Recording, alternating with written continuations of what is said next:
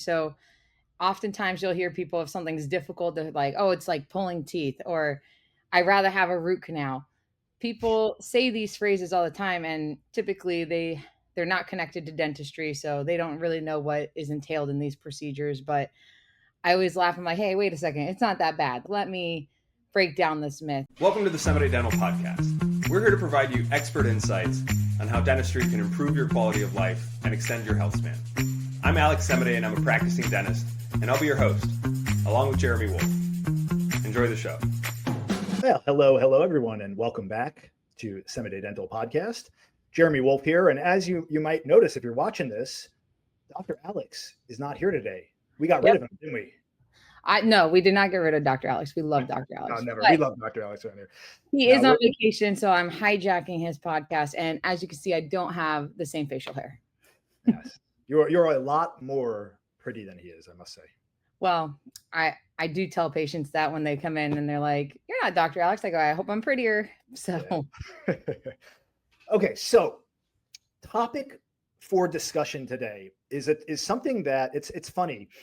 When I hear this, I think a lot of people out there can identify this. When I hear this, I instantly get triggered. I don't even know why, because I don't know that I've ever actually had one done. We're talking about root canals. Something about root canals just gets under everybody's skin, and it just seems like it's going to be such a painful process. Why is that? Right? Like, again, I don't think I've had one done. What am I so worried about? Let's get into this. Let's talk about what it is, why people are so scared of it, and how you make that process pretty seamless and painless at your office. Absolutely, Jeremy. So oftentimes you'll hear people if something's difficult, they're like, oh, it's like pulling teeth, or I'd rather have a root canal. People say these phrases all the time, and typically they're not connected to dentistry, so they don't really know what is entailed in these procedures. But I always laugh. I'm like, hey, wait a second, it's not that bad. Like, let me break down this myth. So break it down, Dr. Tort. Let's go. It is very, very common that people come in and they think a root canal, it's going to be the worst thing ever. I'd rather just take the tooth out. It's worse than giving birth. That's what I hear, but I gave birth and I disagree. So I've had root canals done and I've given birth. Trust me, the root canal is a walk in the park. But so a root canal, people, at Semidey Dental, we spend a lot of time educating our patients. So the first thing, day one, we explain to a patient that the tooth has 3 layers. We have the outside protective layer, we have the middle layer, and then the inside layer, that's where we call it the pulp of the tooth. That pulp of the tooth has nerves in it and has some blood vessels. So when we have a cavity that reaches close to that inside layer of the tooth, that's when we start discussing a root canal therapy is our plan of action to save our natural tooth. So you hear root canal, you get triggered. Someone that you know in life had a poor experience with a root canal, and that's the only thing you know about root canals. So today, my goal is, let's break it down. Let's talk about how do we get recommended a root canal, and then what's the procedure like, and then break it down a little bit further. But like you said, it's an instant trigger of fear. And at Semidey Dental, we're here to demystify all the fears. Last time we all got together, we talked about ghosting us. You don't want to ghost us because we don't want you to need a root canal. And then we have to, explain again and get your trust and patience. So the horror stories, there's 2 sides, right? Anything associated with pain is going to cause a horror story. Mm-hmm. The other thing is a lot of patients, they don't want to be sent around the world for their dental care. They're already scared to go to a dentist. And a lot of the times offices, they do the right thing by getting you into the right hands, sending you to a specialist. And don't get me wrong, there are times where we also will send a patient out for service if a specialist is needed. But luckily, Dr. Alex was awesome. He does implants here at the office, and I took an advanced course in endodontics. So endodontics is the specialty to do root canals. So here we do the root canals in office as well. Again, if we have to send it to the specialist, we will. But it's kind of like a one-stop shop. You can come, you can have your treatment. You don't have to meet a new provider. You can just get your treatment done in a comfort office that you're already used to. So we're really excited to extend these services to our patients and get them a little less scared of this root canal fear. So let's dig into this a little further. I want to kind of draw a distinction between a filling and then a root canal, because I myself have had plenty of fillings. I think most people have. And if I understand correctly, filling, you basically have like missing a space in the tooth or a gap, and then plaque and things get stuck in there. And then you go in and you take some composite or material and you fill it in, hence the name filling. If I understand correctly about the root canal, this is something where I guess maybe you've had some exposure to the tooth and now it's kind of infiltrated down below the tooth into the root. And now you got to get into the root, clean it out, and do something in there. Do I have that right? Or maybe you could help. You're pretty accurate. So a root canal therapy. So we refer to root canal therapy or endodontic therapy because a root canal sounds scary, but every tooth in your mouth has a root and a canal that it goes through. Okay. So to get a little bit more specific, we call it a root canal therapy, because the goal of a filling is that we remove infected tooth structure and replace it with a healthy replacement. Okay. A filling is good up to a certain extent. If a certain amount of tooth structure is missing, we have time, baby. We put a crown. Yes, exactly. I know a thing or two about crowns. Me too. Don't worry, Jeremy. I have plenty of my own as well in the back. So what happens is just like you were explaining, we have bacteria that affects the tooth. So it starts attacking that outside layer we were talking about, gets into the middle layer, and that middle layer gets direct communication into the nerve. So your body will actually try to fight off the cavity and protect itself from the inside out. And when the cavity gets close enough to the nerve, we start getting different symptoms. So with a cavity, you might say, hey, my tooth feels weird. Something's getting stuck in it. We have a physical hole. We do a filling. When the bacteria gets into the nerve itself, we have to do something about that. You have pain, you have different feelings. Sometimes patients experience nothing, but the inside nerves of the tooth, they die. I got a question. I want to stop you right there. I'm curious. What is it about the pain associated with the tooth that is that cold pain that you get? That's just always associated with dental pain in my mind, is that like really, really cold, sharp pain. What is it about the nerves up there that cause that kind of pain as opposed to a more dull pain or something like that? So your nerves have a level of dying. Okay. So when that middle layer of the tooth is open and exposed to the world, so it broke through that first layer, you might start having some sensitivity to colds or sweets. Is that the dentin?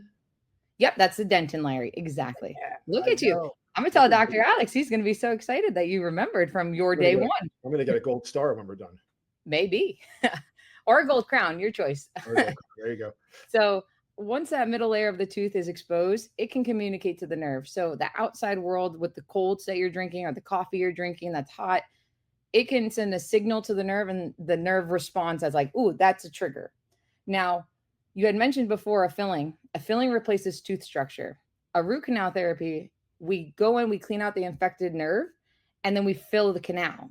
So it's very similar to a filling in the sense of we're replacing the diseased part of the tooth, but the root canal therapy is specifically a filling of the root itself, if that makes sense. So a filling may be the solution to the tooth structure missing, but root canal therapy is the removal of disease of the canals of the tooth and filling that up. So it's a filling for the root. Now that you brought it up as that stance point, like great way to explain it to a patient, we have to clean it out and then fill it up. Now, are you guys using for a root canal the same type of like Novocaine that you would use, the same type of numbing that you would use for just a general filling, or do you have to go deeper with it? Are there other types of medicines that you have to give in conjunction with the Novocaine, or it's just a little bit deeper? So the same way we numb a tooth is the same way we would numb a tooth for a root canal. So the only difference is that sometimes when patients come in, you had mentioned before a dull ache pain.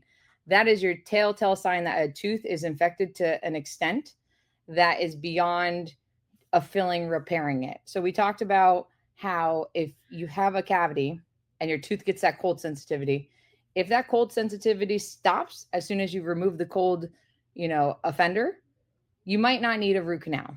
But if you have a dull, achy pain, it's worse at nighttime, it's a throbbing pain. Those are, hey, our nerve is affected into different types of nerves, and our nerve is dying. So you have that response of that ache pain.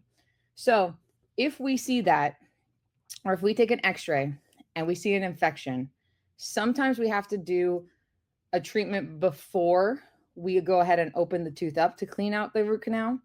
And that could be an antibiotic, or it could be a draining of the infection, because any infection can interfere with our medication to numb the tooth.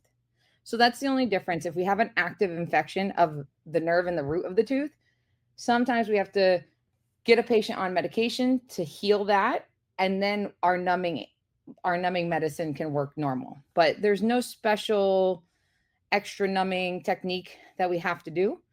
The patients are comfortable. They come in, we explain the procedure before we even book it. We take a 3D scan of the teeth. I don't know if you knew this, but at Semidey Dental, we have the CT machine. So it does a 3D view of your entire jaw, every tooth. We can see if there's an infection happening. And that's how we can help plan our treatment. So every tooth is different. No one's teeth are all the same. And sometimes a tooth is supposed to have one root that it will split in the middle, and then there's multiple roots coming off of it. With this 3D service, we are able to actually map out where the nerve goes in the tooth. So when we're cleaning it, we get everything. We don't have a half done root canal. And that's something that technology has advanced in the dental world to allow more thorough cleaning of these canals. Aside from pain, what are some other red flags or signs that you could have an issue that you might need some work? You might need to get a root canal. Yeah. So I will say probably 50-50 on time. Some patients present with pain, and that's how they're diagnosed to need a root canal.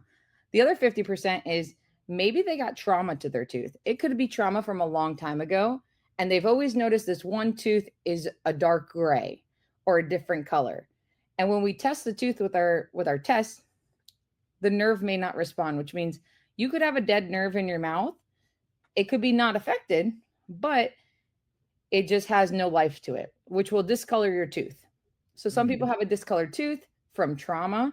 Some people can have a cracked tooth. So bacteria isn't getting in through a cavity per se, but it's coming in through the sides where the crack has happened. And then another thing is sometimes, because we have goals to rebuild teeth and to give people the smile that they want, teeth are very short. I know that it seems like when we're in the mouth, we're drilling away a lot, but the truth is your tooth is very, very small, and we work in very small increments. And sometimes if the nerve is too close to what we need for space, we might do what we call elective endo, which means you're getting a root canal so that we can drill further into the tooth and create our goal type of crown or smile. And it is very common that we have a mixture. So it's 50-50 times. Sometimes they have pain, sometimes they don't. Sometimes we tell a patient, hey, if it doesn't bother you that it's a different color or a shade, we might not do a root canal, but that is the recommended treatment if we have further goals to correct whatever the complaint is. So root canals are not always a scary, I have an infection, this is really bad. But if we don't have enough tooth structure, the benefit is if we take the nerve out of the tooth, we can do, it's called a post. And we literally put a pole inside the tooth and then get to rebuild the base and the form of the tooth. And then we can put an implant to me. Similar. So the benefits, an implant is a great option for someone who has a lot of tooth structure missing and we can't do anything about it, and we're going to lose a tooth. And it replaces one tooth with one implant. And it's an amazing option for those who can afford it. On the other side, a root canal therapy, it removes the infection or the problem, and it allows us to use what your body has already naturally made and accepted. Yeah. And build on top of that. So there are benefits of both, and not everyone is best fit for a root canal. You know, if a tooth has a wiggle to it, I tend to recommend to a patient, hey, doing a root canal is an option, but I don't know how long that's going to last that patient. So if that's the case, you know, we might lean toward doing an implant, because the money you're going to invest in saving this tooth, I can't guarantee how long it's going to last. There's nothing in dentistry that's forever, but we always put our best recommendation first of what's going to be best for our patient long term. Absolutely. Dr. Tor, can you explain what it means if someone has a little, like a small little pimple on their gums? What is that?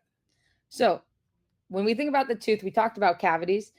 If a cavity is open and the cavity is all the way into the root, the body is able to drain infection through that hole. So sometimes the pressure and everything, it has a way out. Other times, if the cavity is more internal of the tooth, patients realize that they have a pressure and a pain because the nerve infected has nowhere to go. So the inside of the tooth where the nerve is and all that, the blood vessels, they'll swell up, but the tooth Ah, constricts it. So you have that aching, dull throb because there's no escape to it. If that infection infects the entire nerve, it can go out the bottom of the tooth. And that's where the infection starts going into the bone area, where patients will see on their gums, right where the tooth hurts, they get that little pimple. That's mm, infection trying to find a way out. So when we talked about what could be different is we have to go ahead and drain that sometimes to allow that infection to have an out, and the patient has, an instant relief, but we didn't solve the problem because the bacteria is within that tooth. And until we solve that problem of the infected tissue inside the tooth, they might have that come back and forth. So they might have that pimple come and go and come and go. And whenever we have an infection in the mouth, that's going into the entire body. So if you have, or if anyone listening has pimples that pop up near teeth that bother them, please go see your dentist and get a routine exam because you may not realize how much infection is happening in teeth. And when we take x-rays, we can actually see if the bone has been damaged in the area. And a lot of people don't even know what's happening. They just know that pimple. And Jeremy, it's easy to ignore the pimple, especially when you want to ignore the dentist. So it's so easy to ignore all this stuff until it becomes a problem. You hear that, everyone out there? Go get routine checkups, not just in dentistry, like everything, like just yes, prevention. An ounce of prevention is worth a pound of cure. I can't say that enough. Okay, Dr. Tart, I want you to paint the picture here for me, right? I said I've never had a root canal before. I come in to see you. You say, hey, Jeremy, guess what? You need a root canal. So we set up the appointment. I don't want to go, but I go in. I get into the room. Like, walk me through the process. How long does it take? What's the first step? What am I to expect? Because I think a lot of the trepidation that we have around this is the unknown. And if it's explained and we know exactly what we're to expect through that process, makes us feel a little bit more comfortable, does it not? 100%. So walk us through it. Let's go. I'll tell you, the appointment starts the appointment prior. So when we present to you, this is the treatment that's recommended. We always give the patient all the options. There's always option 1, do nothing. Option 2, move forward with the recommendation of cleaning out that root canal and doing the therapy. And then every time we do a root canal on a tooth, we have to go ahead and protect that, because once you lose the life of the tooth on the inside, it's a more brittle tooth. So you have to put a crown on top to protect it. And then, or they can choose an implant option or a bridge option. There's several options. So the appointment starts the day or the appointment prior. Once the patient commits to it, we explain in detail what to expect. So when you're coming in for the actual appointment, you have a breath of air because you know why we're doing it. You understand what happened to your tooth, and then we begin. So before you come, we take that 3D x-ray. We take a 2D x-ray. So that's your traditional, just checking where the root is. And then we do a 3D one. The 3D one helps us plan out exactly where the nerve is and how we're going to proceed forward. So that's on the doctor end. Once the patient comes in day of, we at Semidey Dental, we got the blanket, we have your personalized music. If you want the little eye mask, we have eye masks. So our assisting team, they spoil you galore. And then they bring me in, which you already are nervous to see. And then what we do, I ask if there's any other questions a patient may be concerned with. If not, we go ahead, we get them comfortable and numb. Once they're numb. Yep, comfortably numb. Tiny pinch, but a lot of the times we're complimented about, I didn't even feel a thing. So that's the best compliment you can give your dentist to anyone out there. Just tell them you didn't. And am I also correct at Semidey Dental? I know Dr. Alex does, to make sure that you feel no pain with the needles. You're like injecting yourself with the Novocaine to is that a thing that you do there? That we inject ourselves? No, like you to test whether or not there's any pain, like you're We work on each right. other? Yeah, where Yes, did I I hear will that? tell you that when I started back at practice with Dr. Alex, he's like, "Go ahead, give me shots." So he will do pop shot injections so that Okay, that's he good. knows we practice our comfort level. But I am a patient of Dr. Alex, so I can say personally, I don't feel a thing when he does my fillings. Yes, dentists have cavities too. So I have a really great dentist, Dr. Alex, and he told me I was good. So I'll take his word for it because I don't think there's a lying bone in that man's body. So I'll accept it. But yes, when the patient's numb, we have to put on. So at Semidey Dental, we practice gold standard care, and it is gold standard that we basically block off the world from the inside of that tooth. So we have to use what's called the rubber dam. A lot of people don't know this, but it's basically a little tent that goes around the tooth, and it gives us just the review of the tooth that we're working in, so that any of the infected material is coming out of the tooth, and all the things that we're doing to the tooth are just to that one tooth. So the patient has, it's a funny little look. I'll have to send it to you, but their mouth is just open and we have a bite block so they're comfortable. And as soon as we are all set up and safe to start, we remove the infected tooth structure just like you would do with a normal filling. And then we open up. That's the drilling part, right? Zzz, and you get in there and We like to call it tooth removal, but yes, it's the okay. drilling part. And we just go deep into where we find the pulp of the tooth. So the tooth has the three layers, like the peanut M&M, the enamel, the dentin, and then the pulp. So we go through the enamel, we go through the dentin, we get to the pulp, and we start cleaning out the pulp itself. That process, we clean out the pulp of the tooth, and then we shape the inside of the tooth and remove all the dead tooth tissue that was surrounded by that bacteria. And then once we're done with that, we clean it out really well and we fill it up with something called gutta percha. It's actually a Gutta funny percha. name. No one, it's pink, it's pretty. And this gutta percha that we put into the tooth, it seals off what we took out. So if we left it completely empty, like we talked about brittle, if you don't fill something up, can you imagine us doing a filling, taking out the cavity and not putting anything back? Not a good idea. That would be no bueno. Yeah. So we have to fill up the root canal. So we use something called gutta percha. It's actually found in golf balls too. Fun fact. And it's from a tree. And then we seal off this healthy, now sterile area of your tooth. We seal it off, and then we create that buildup. That buildup's what will support that crown that we end up putting on top. And this whole procedure can be done in an hour to 2 hours. And in that 2 hours, we're hoping to do the whole crown prep too. So we try to save our patients, as long as the tooth isn't infected to a level where we have to break it into two parts, we can do your root canal and the crown prep all in one visit. That's nice. Is a crown always required when getting a root canal, or are there scenarios where you wouldn't necessarily need a crown? The only time that it's recommended you can get away without doing so is an anterior tooth, so the ones in the front. Sometimes if it's not cavity related, so there's not a lot of bacteria that took away tooth structure, we can actually remove the root of the tooth and do the root canal, seal it off, and get away with doing a filling. But remember, Jeremy, that inside of the tooth helps with the tooth color. So sometimes when we do a root canal on a front tooth, even though we can get away because it's less structure that we had to remove if it wasn't a cavity reason, the problem can become if the tooth changes colors, a patient's not happy. So yeah, I would say 80% of the time a crown is if it's a back tooth, 100% of the time. If it's a front tooth, you're looking at about 80% of the time we'll recommend a crown, but there's a 20% where you can get away without doing that and just do a filling on it. Yeah. Both ways are safe. Anyone's dentist, whoever is recommending the treatment, will help guide you on how much tooth structure is left for you to make that decision.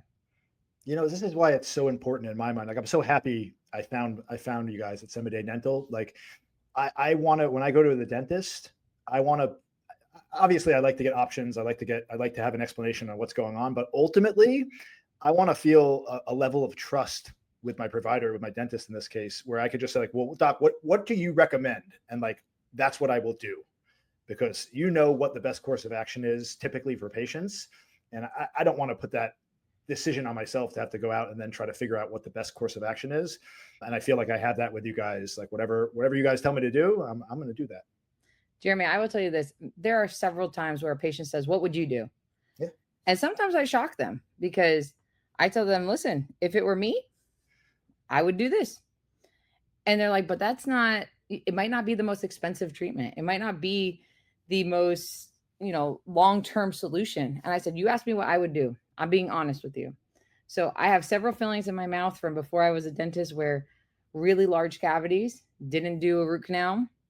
Some are still holding strong from back when I got these big cavities and these big fillings. But I also have 2 root canals in my own mouth. And I also have 4 crowns. So even though people think the dentist's teeth are perfect, and I will say I did Invisalign at the office to fix my crowding. I did a lot of crowns in the back. I'm not a perfect mouth. I'm a very expensive mouth. So I understand the feelings of being in the chair, being anxious for a second. I have patients who end up taking photos of their mouth when I'm trying to do their root canal. And it's a really exciting moment for a patient to be involved and invested. So like you had mentioned, you want to trust your dentist. And once you get that fear factor out, it becomes like an interest in dentistry. Not saying that everyone who has an interest or wants to learn more will become a dentist, but you're less scared and you're like, oh, look at this cool picture that no one will care about except us. But I will say that Dr. Alex will only recommend, well, he'll give you all your options and then he'll inform you of his recommendation if you were his family member or himself. Same with me. Yep. I'm not shy. I'll tell you what, if you ask me for my opinion, I'll tell you it. I'm also realistic. What patients are able and capable of affording. I respect that. So if they share with me, I'll also give them every option because we have the front team is amazing with making things affordable so people can get the treatment that's best fit for them and not be scared of the financial scare. But I will respect what they're telling me and I will tell them, here are our options. Here's what I think would be the longest term solution for you. Because when people have a financial concern, you want to respect that and you want to make sure that they're not investing in something that will fail, which is why, Jeremy, we talk about what's the alternatives. So if saving a tooth costs you X amount of money, but the same X amount of money can get you an implant, we have those conversations. And if anyone wants to check out our blog on the semideydental.com website, you'll see we actually did a blog on root canals. So a lot of the same information you could find there. There's a little chart breakdown of cost, pros and cons of getting a root canal and a crown, getting an implant, getting a bridge, or getting something that comes in and out to replace the tooth if we decide to take it out. So there's a lot of options out there, and root canal therapies are amazing because, again, Jeremy, you get to save your natural tooth. And every dentist in the world wants to save natural teeth, except oral surgeons. I guess they don't. Yes, I must say, I've been more diligent over the last several years with taking care of my teeth. I've been flossing more and brushing more, just trying to make sure that I'm setting myself up for success. I saw a video the other day. Somebody was talking about how you should always be looking out for your future self. Always have your future selves back. So often in life, we don't want to deal with something now and we just kick the can down the road until it becomes too much of a problem. And then we kick ourselves for not taking care of it earlier. It's a vicious cycle. So I'm trying to be more present and more, big on prevention. Speaking of prevention, what are some of the most common habits that eventually lead to people needing root canals? So, the unexpected that you can't control, trauma, spontaneous infection, people can have the best hygiene and still get, an infected tooth. So I don't want people to always feel that their dental problems are you did it. And that's something we really stress at Semidey Dental. Life happens and whatever you present to us, we're going to give you your options to get you back on track, to get you healthier. So some things are out of their control for root canals. If they get, let me tell you, once I had a kid and these headbutts, I'm like, man, I need a mouth guard just to hang out with my kid. So trauma you can't avoid, but decay you can help protect yourself. So like you had mentioned, brush 2 times a day. There are many people in this world who do not brush 2 times a day. They don't know this fact. So we start there. Let's brush our teeth 2 times a day. I always give people the goal, floss 3 days a week. If you're not doing it already, 7 days is what our goal is to get to. But if you floss 3 days a week, you're improving from 0 to 3. And routine dental cleanings, that removes so much bacteria out of your mouth, is amazing.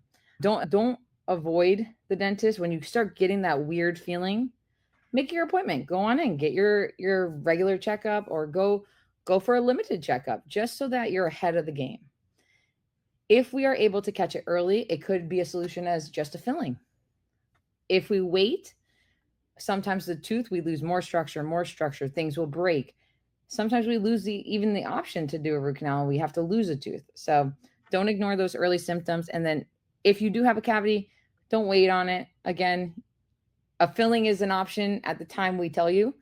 If you wait longer, it could become a crown. If you wait even longer, it could become a root canal plus a crown. If you wait even longer, we have to take a tooth out. So like you had mentioned before, it's a matter of taking early action will save you a lot of money and stress and pain down the road. Yes. What about diet? I could only imagine that lots of sugar in your diet is going to be detrimental to the health of your teeth. Speak to that for a moment. Jeremy, we always talk about how the mouth is a systemic connection with the rest of our body. So everything you do starts in the mouth and works its way through. I always tell patients, listen, you can eat as much sugar and candy as you'd like. I can help you protect against cavities by, our brushing techniques, our routine dental care, this and that. I can't protect you against diabetes. So anyone who knows our office, we are a Sour Patch Kid, like frequent subscriber, basically. Orange and blues are my favorite, if anyone wants to know. But I'm always constantly eating candy. That's why I have so many fillings and crowns and cavities. But flossing, if you know the proper way to floss and brush your teeth and go to your routine checkups, your diet may be okay. But things like candy, soda, coffee, a lot of these things have an acidic factor. So if you're not doing some of these preventive cares, your tooth is constantly being attacked, and the outside surface of that tooth, that enamel, that hard peanut M&M shell, it can only take so much before it weakens and breaks down. And once we're into the middle layer, that's when things spread. So Jeremy, your diet is a big factor. If you're drinking soda or something, rinse your mouth after.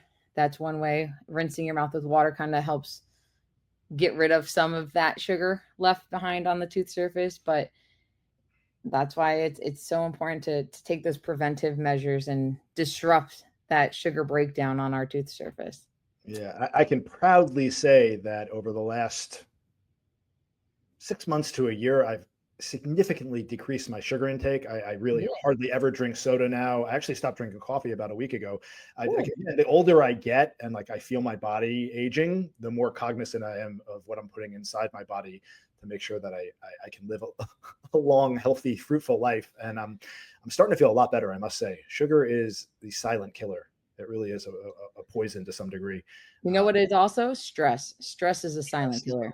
Indeed. And stress paired with poor diet, your body is taking a lot of toll that isn't really recipe for disaster. Yes. Take care of yourselves.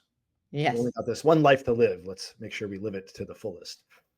Anything we missed? What would you like to leave our listeners with? Just like one little nugget, one piece of advice regarding this issue. Don't be scared when the word or topic comes up. I will tell you that in dental school, I was trained by the most amazing endodontic faculty. Shout out to Dr. Bakiri at UFCD. She always told me she would see me again to become a specialist. And I told her absolutely not. And then here I am on a podcast talking about root canal. So I'll give her a call after this to let her know. But you have to understand that your providers doing a amazing service to help you save that natural tooth. And you might be nervous, but if you're in the right hands, you'll be able to trust that you're being treated to the standard, taking care of this infection, and you can leave your appointment feeling proud of yourself that you took care of infection in your body.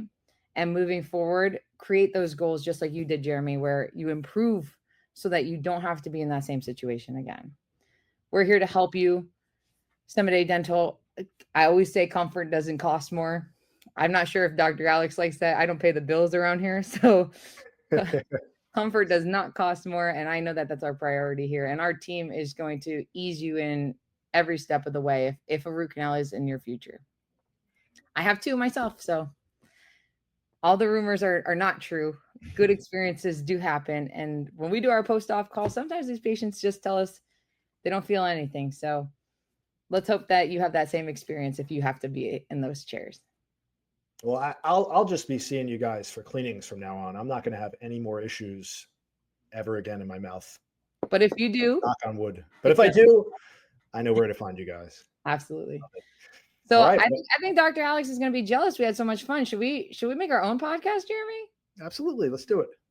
Okay. You have to come in op though. That's my preferred chairside chat. Okay. We will make it happen. All right. All right. We'll leave it at that. Thanks so much, everyone, for tuning in. If you found this content useful, don't forget to like, subscribe. You know the drill. If you've had an experience, be it good, be it bad, let us know about it in the comments. We're always interested to hear about your feedback. And if we missed anything, let us know as well. We'll bring it up on the next episode. Everyone, take care. Have a lovely day. And we will catch you all next time on the next episode of the Semidey Dental Podcast. Bye. Bye-bye. Thanks for tuning in to this episode of the Semidey Dental Podcast. We hope you enjoyed the show. Don't forget to subscribe, leave a review, and follow us on social media for the latest episodes. You can find us at Semidey Dental. And if you have any questions, feel free to reach out. We're always happy to help. Until then, keep smiling and stay curious.